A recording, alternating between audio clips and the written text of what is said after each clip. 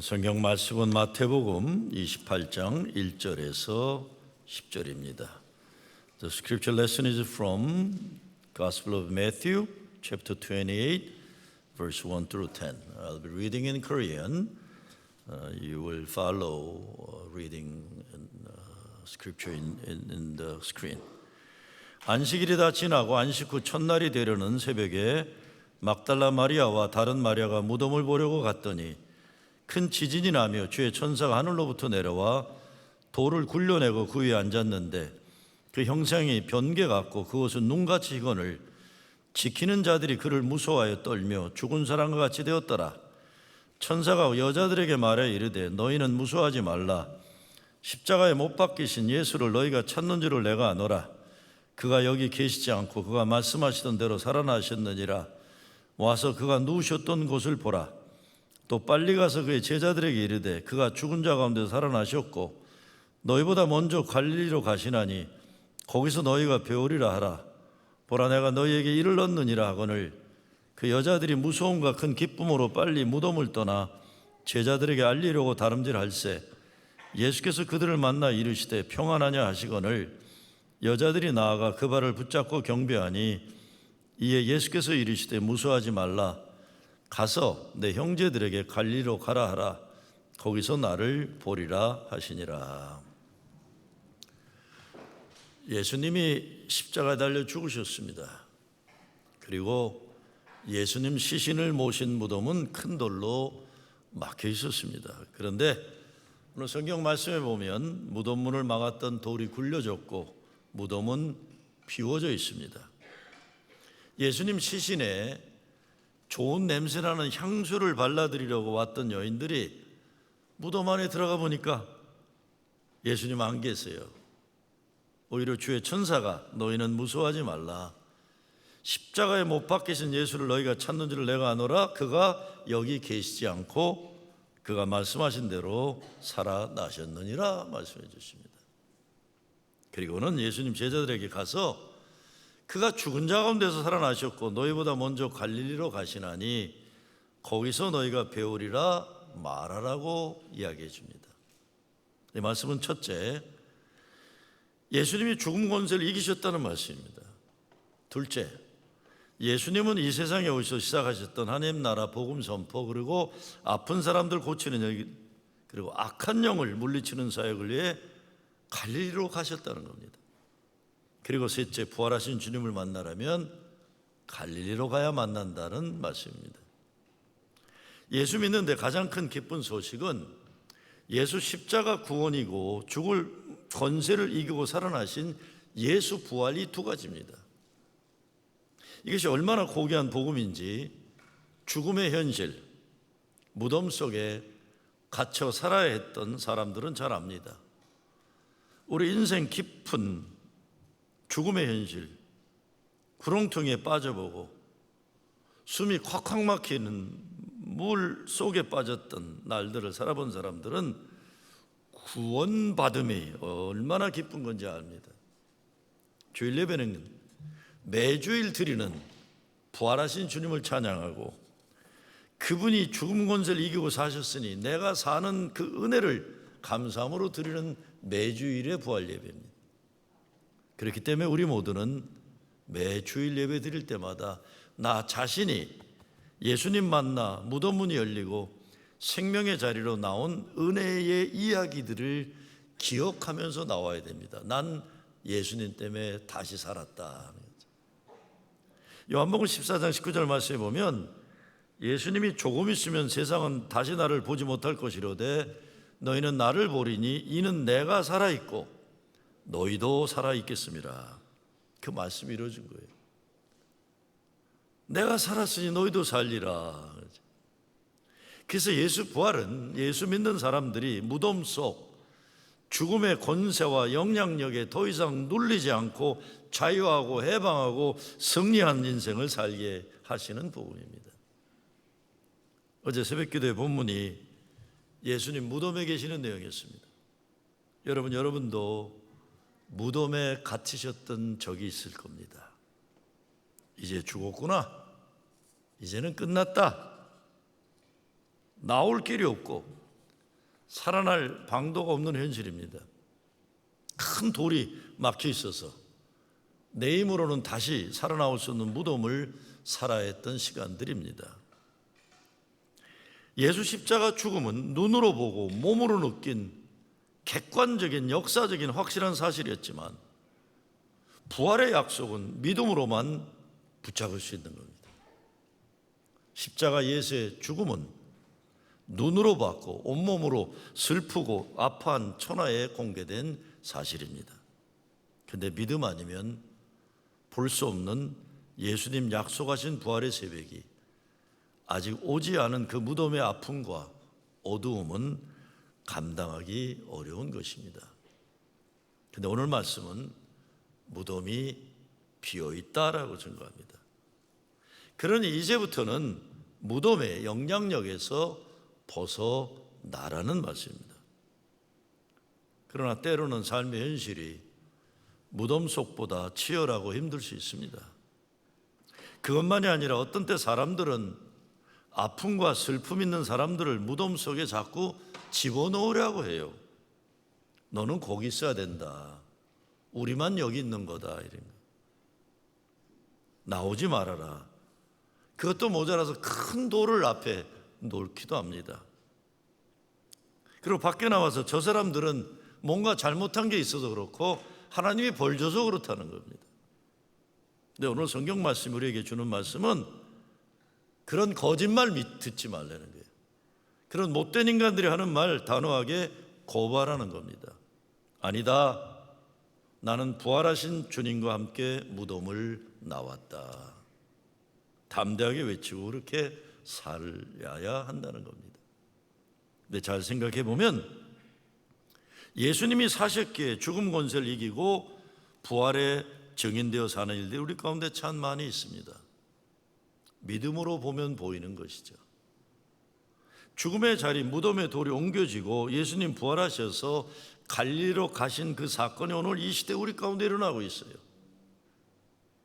우크라이나 전쟁터, 튀르키예, 시리아 지진 피해 죽음의 땅에 여러분이 다 가보셨어요. 여러분이 내신 헌금으로 다 가신 겁니다. 직접 가진 않았어도 가신 거예요. 죽음의 땅에 예수의 이름으로 살리는 일을 여러분이 부활의 증인이 되어서 해내신 겁니다.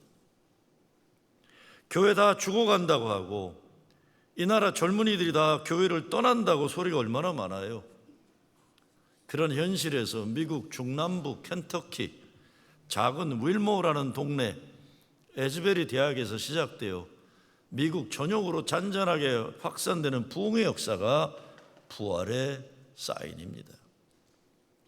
사람들 모두 자기 자신의 이익밖에 모르거나 이기적인 인간들이 가득한 시대인데 하나님 나라가 이 땅에 이루는 일에 사막에 샘이 흐르고 그 샘이 강물되어 바다를 이루는 날을 소망하는 사람들이 있습니다. 사랑과 정의와 평화의 촛불들을 통해 갈릴리 예수님 부활의 사역은 계속되고 있는 것입니다. 세상이 아무리 어렵고 힘들어도 예수 구원 복음의 이야기를 잃은 영혼들에게 들려주기를 멈추지 않는 교회들을 통해 지금도 죽은 것이 살아나는 역사가 일어나고 있습니다. 그렇기 때문에 여러분 모두가 부활의 증인들입니다. 무엇보다 우리 가정에서 그리고 교회에서 일어나고 있습니다. 어제 새벽기도 끝나고 저는 너무 감사하고 자랑스러웠어요. 새벽기도 열심히 나오는 장로님이 10여 년 전에 어머니를 천국으로 보내셨는데 성경의 사람으로 살겠노라고 하나님께 소원한 목표가 있었다고 하세요. 그것은 성경을 100독을 하겠다, 100번을 읽겠다는데. 그런데 이번 사순절 기간에 끝내기로 했다 그러십니다.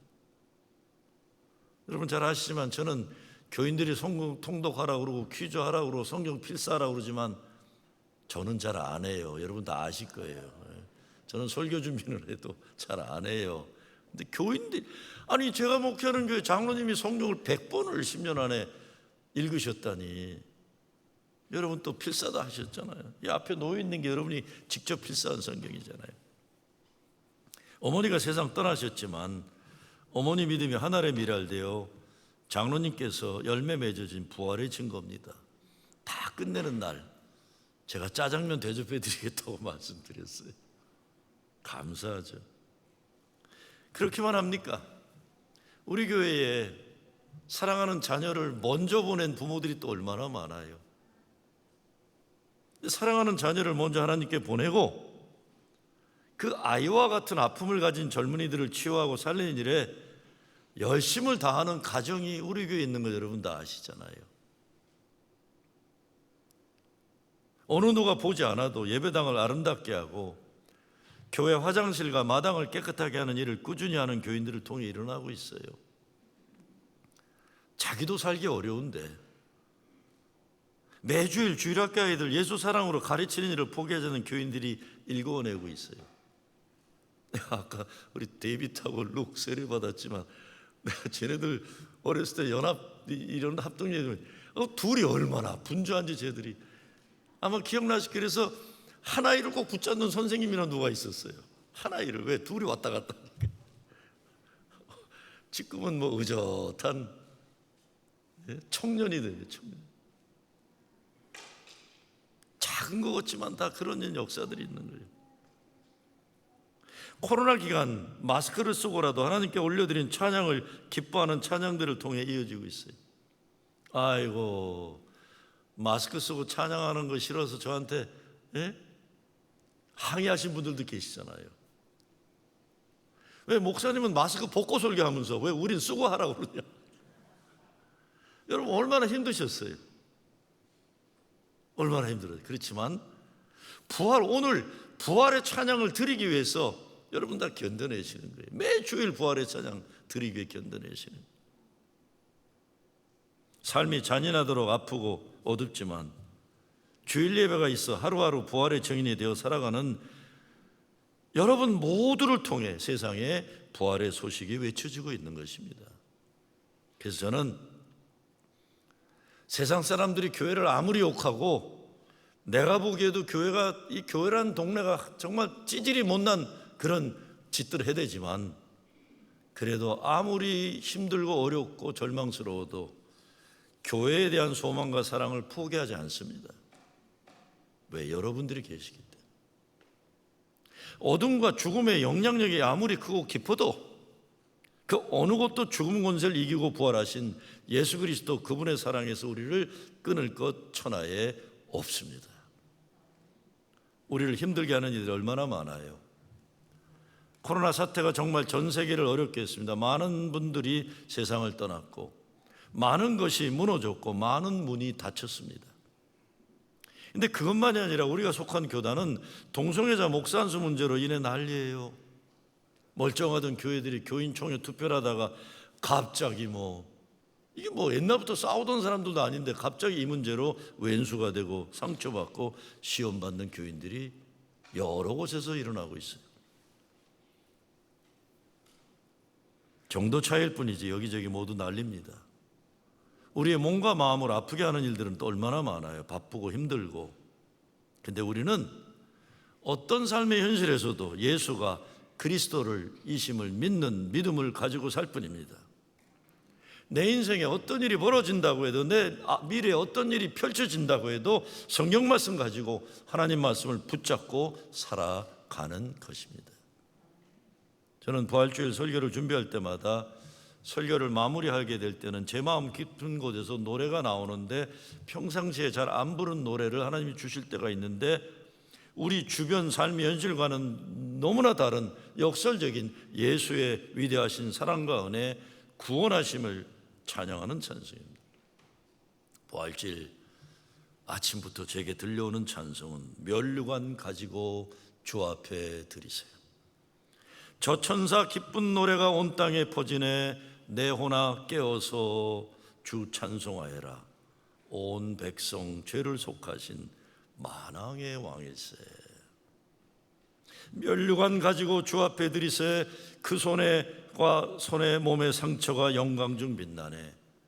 하늘의 천사도 그 영광 보고서 고난의 신비 알고자 늘 흠모하도다.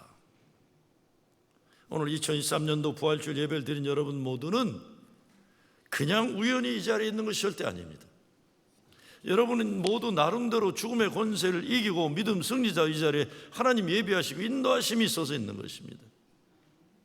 하나님이 여러분 삶을 죽음에서 생명으로 옮겨 놓으셨기에 이렇게 여기 예배의 백성으로 오늘 존재합니다.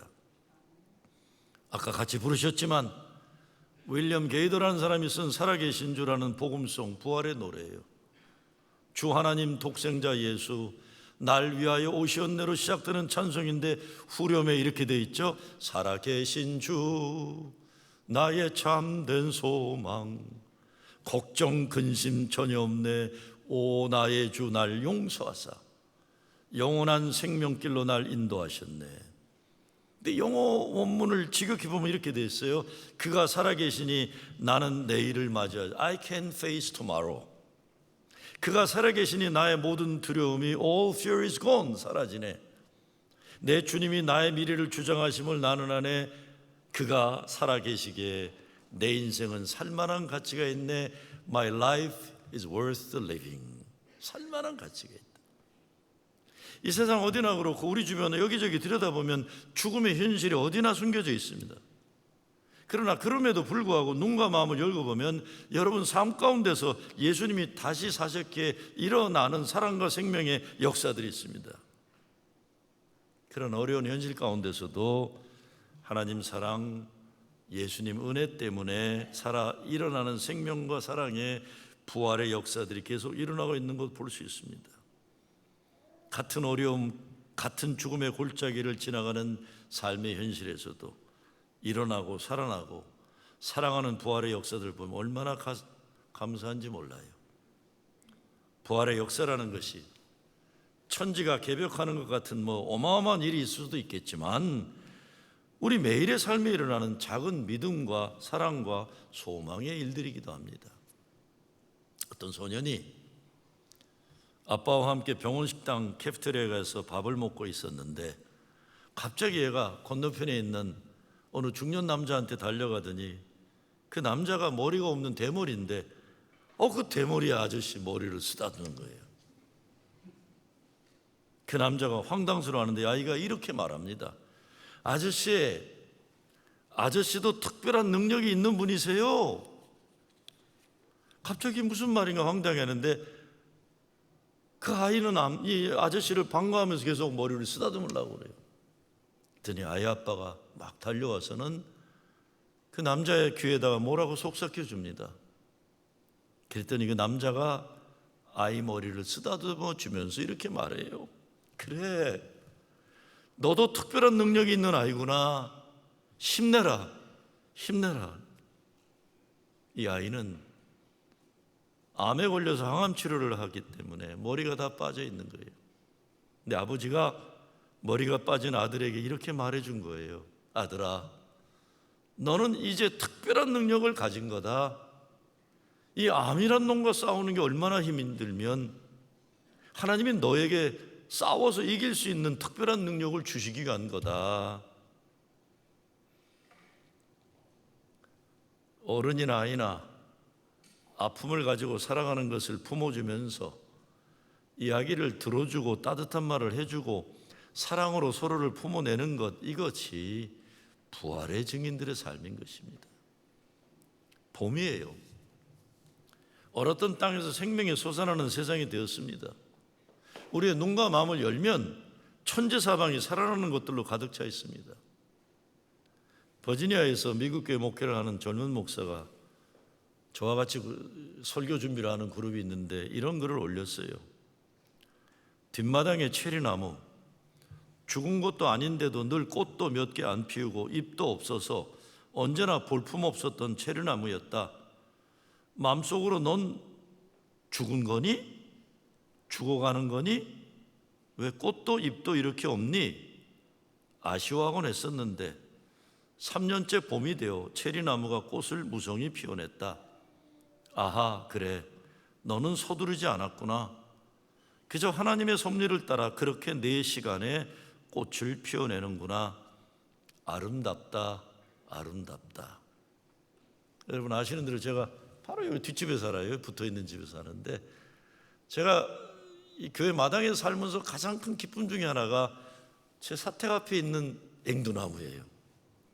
봄이 되면은 얼마나 꽃을 이쁘게 피우는지 몰라요. 엊그제가 꽉 찼는데 바람이 세게 불어서 다 날아가 버려서 꽃은 떨어졌지만 그 밑에 파란 꽃들이 조그맣게 또 피어나고 있어요. 사진 찍을래다 매년 제가 찍어서 페이스북에 올리는데 올해는 날짜를 일려서 얼마나 아름다운지 몰라요. 근데 이게 앵두나무라고 하는데 8년째 앵두가 열리는 걸 본 적은 없습니다. 그래서 앵두나무도 열매가 안 맺리는 열매가 나무가 있나 그냥 속으로만 생각하고 있어요. 그냥 말하면 또 앵두나무가 섭섭해서 꽃도 안 피울까 봐 제가 제 마음속을 말은 안 해주는데 그냥 꽃 피워주는 것만 얼마나 고맙고 자랑스러운지 몰라요. 올해 한 해에도 우리 교회 마당에서 피어나는 꽃들과 채소들이 있을 겁니다. 비전센터 뒤편에 텃밭 제비뽑기 했는데 떨어진 분들이 계셨어요. 그것 때문에 목회실에 비상이 걸렸어요. 왜? 떨어진 분들이 직접은 와서 얘기 안 하고 가족을 통해서 통보를 해왔어요. 우리 박영관 목사님한테 목사님 어떻게라도 텃밭을 준비해 주세요. 내 아내가 실망에 빠져 있습니다. 그래서 제가 그냥 의논 안 했습니다. 아무하고도. 그냥 우리 교회 주차장 벽들 통해서 가능한 스페이스는 다 뺑뺑 돌아서 엊그제 브루도호프 박성훈 형제가 왔길래 얘기를 했더니 자기네 고등학생 애들이 이런 거 잘한다고 거기는 목공소가 있으니까 그거를 교회 마당 지금도 있지만 군데군데 있는데 전체를 놓으려고요. 아마 교인들이 불평하면 또 박영관 목사가 그랬다고 나는 이제 발뺌하겠지만 하여간 이제 올해에 꽃들도 피겠지만 거기에 상추도 피어날 거고 교회 마당에 저는 살다 흙이 없는 동네는 처음 살아봐야지. 이 마당에 전 흙이 하나도 없잖아요. 제가 제일 좋아하는 게 피어나는 거예요. 살아나는 거예요. 교회 안과 밖에 아름다움들이 회복되는 겁니다. 교회가 아름다워지는 것도 새들 노랫소리 들리는 것도 모두 생명과 사랑이 살아나는 소리들이에요. 아마 여러분도 살아가는 그 자체가 하나님 은혜의 기적이라는 걸 아실 겁니다. 교회도 마찬가지입니다. 우리 교회가 교회로서 존재할 수 있다는 이것도 절대 거저되는 것이 아니라 하나님 은혜라는 것 우리가 압니다. 세상에서 종로로 타던 죄의 종로로 타던 우리가 오늘 여기에서 하나님께 찬양 드리고 영광 돌리는 예배의 백성으로 존재한다는 그 자체가 십자가에 죽고 부활하신 주님 은혜로 살 수 있다는 거 동의하실 거예요. 오늘이 바로 우리의 모든 생명과 사랑을 가능케 하신 예수 그리스도 부활하신 날입니다. 그분이 저와 여러분에게 오셔서 야 내가 살았으니 너도 산다 하셨기에 우리가 살아가는 것입니다. 이런 믿음의 삶이 가능하려면 부활하신 주님이 내 안에 살아야 됩니다. 부활은 신비예요. 나를 사랑하신 하나님 내 죄를 사하기 위해 십자가에 달려 죽으신 예수님 은혜가 신비듯이 부활도 신비입니다. 믿음이 아니면 살아낼 수 없는 것, 이 신비로움을 과학적으로 수학적으로 철학적으로 증명하라고 애를 쓰면 쓸수록 부활의 능력은 더 약화되는 겁니다. 그냥 삶의 모든 것에서 하나님 사랑과 은혜를 보고 느껴내는 능력이 키워지다 보면 깨달아지고 믿어지게 되는 게 부활의 신비인 것입니다. 제가 30여 년 전에 시카고에서 개척교회 목회를 할 때 아무리 애를 써도 교회가 부흥하지 않으니까 몸부림쳐도 30명이 정말 설교를 열심히 애를 썼어요. 그래서 부활주일 전날은 부활주일에 이게 가장 중요한 날이니까 공동묘지에 가서 설교 준비를 꼭 했어요. 그래도 죽음의 의미를 깊이 몸으로 느끼면서 예수님 십자가 죽음을 생각하고 그래가지고 부활의 새벽 미명에 올라오는 아침의 해처럼 부활의 감격이 몸으로 느껴지는 설교를 하리라 이런 야무진 생각으로 그랬습니다. 그러다가 어느 해부터 공동묘지에 가서 설교 준비하는 걸 그만둔 때가 있었어요. 우리 집 아이들이 어렸을 때인데 부활주일 전날 동네에 있는 공동묘지에 가서 뭘 좀 느껴보려고 설교 준비를 했는데 그날따라 시카고 날씨, 봄 날씨가 얼마나 따뜻한지, 또 시카고 공동묘지에 가면 연못 있고 또 백조가 있고 그래요. 얼마나 아름다운지.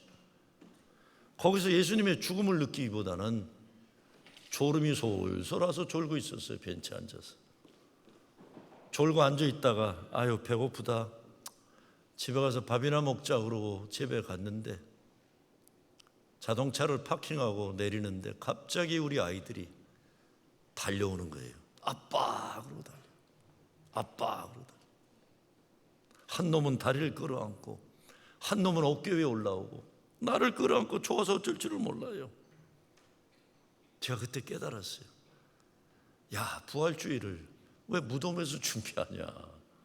살아있는 자들 속에서 살아 역사하시는 하나님의 은혜 속에서 찾아야 되겠다.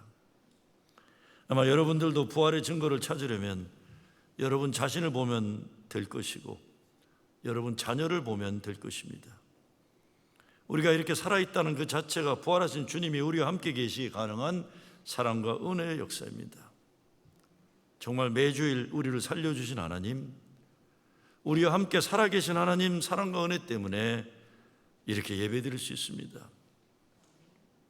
오늘 예배드리는 아이들, 어른들 다 특히 세례받은 한 사람 한 사람 하나님 사랑과 은혜의 기적의 열매라는 것 하나님 아시고, 지금 여기 우리 소피아 아빠가 애기 데리고 나갔잖아요. 저는 알아요. 딸 세례를 주면서 아빠 무슨 생각했을까. 정말 우리 인생의 어떤 때 황당하게 우리에게 몰려오는 어려운 일들이 있는데 믿음 아니면, 부활하신 주님 만나지 않으면 소망을 가지고 사랑을 가지고 미래를 살아가기 어려운 현실이 얼마나 많습니까? 교인 한 사람마다 다 스토리가 있어요. 그 스토리를 들어보면 오직 은혜구나, 하나님 은혜로 살 수 있는 것이구나, 사랑이구나, 하나님이 사랑해서 가능한 거구나. 한 사람 한 사람, 그리고 우리의 삶 하루하루가 은혜로 주어진 하나님의 선물인 것을 우리가 압니다. 그렇다면 우리가 은혜에 합당한 삶을 살아내야 하죠. 부활의 증인되어 갈릴리로 가서 부활주님 만나야 합니다.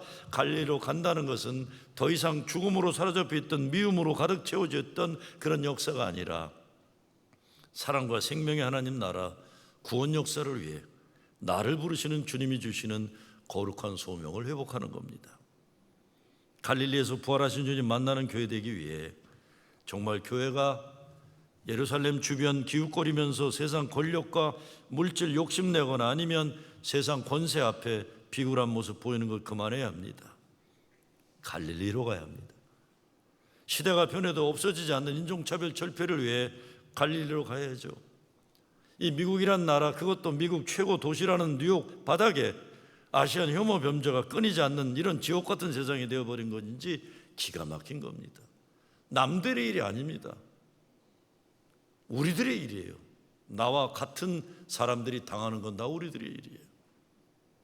이 무덤과 같은 세상 큰 돌을 우리가 굴려야 합니다. 혼자 못하니 같이 해야 합니다. 교회가 갈릴리로 가야죠. 고통의 자리, 억울함 당하는 현장, 그곳에 부활하신 주님이 먼저 가셔서 우리를 오라고 하시는 겁니다. 몇 주 전에 기아대책본부에서 튀르키예 지지 현장에 같이 가서 연락했는데 제가 가고 싶었지만 갈 수가 없었어요. 몇 주 전에. 근데 이틀 전에 지진 피해 현장에 가서 구조 물품 전달하고 돌아온 기아대책 사무총장이 다시 연락을 했어요. 이제 목사님, 구조가 장기전으로 가는데 아직도 난민 캠프 사람들이 기본적인 위생과 생존의 문제로 고통당하고 있으니까 목사님 좀 하루라도 와서 좀 보고 좀 도와주시기 바랍니다. 우크라이나의 전쟁은 이제쯤은 끝나야 하는데 끝나지를 않고 더 첨단된 무기를 가지고 전쟁을 계속해요. 미국 국경을 넘어오다가 죽어가는 사람들이 줄어들지를 않아요. 북한은 또 기아 문제로 우리 동족들이 배고픔으로 죽어가고 있다는 뉴스가 계속되고 있어요. 이 모든 것, 이것이 모두 부활주님이 우리에게 만나자고 하시는 갈릴리입니다. 이 세상에서 예수님을 만나야 하는 모두 지극히 작은 자들이 있는 곳이 갈릴리입니다. 그들 가운데 주님이 계시고 우리가 거기에 가서 예수 그리스도의 복음을 증거하고 사랑을 나누고 사람 고치는 역사를 일으킬 때 주님을 만나는 겁니다. 나가서 갈릴리는 우리가 다시 사랑해야 할 우리 자신이고 우리 가정이고 내 교회입니다. 다시 사랑과 생명으로 새 역사를 시작하기 위해 돌아가서 미움이 아니라 사랑을 회복하는, 절망이 아니라 소망의 이야기를 해주는 거고, 이제 더 이상 미워하고 죽이는 연습하는 거, 세월을 이렇게 낭비하지 말고 사랑하고 소망하고 생명을 위해 남은 인생을 살아야 합니다. 예수님을 만나지 않으면 안 되는 지극히 작은 자들과 잃어버린 영혼들을 찾아 예수 십자가 구원과 부활 승리의 복음을 증거해야 하는 것이죠. 오늘 메시지를 저는 19세기 설교자 필립 브룩스의 말로 맺고 싶습니다. 보스턴에 여행을 하시면 카플리 스퀘어라는 다운타운에 카플리 스퀘어가 있는데 거기에 가면 카플리 교회 앞 옆에 필립스 브룩스 동상이 있어요. 최고의 설교자였습니다. 그분이 이렇게 설교했습니다. 여러분, 여러분에게 영생이 있음을 믿으시기 바랍니다. 부활하신 주님을 영접하시기 바랍니다. 그냥 그리스도가 사셨다 말하지 말고 그가 사셨으니 내가 살리라. 내 속에는 세상이 더럽힐 수 없고 세상이 지울 수 없는 부활 예수의 흔적이 있고 영원한 하나님이 내 속에 계시다.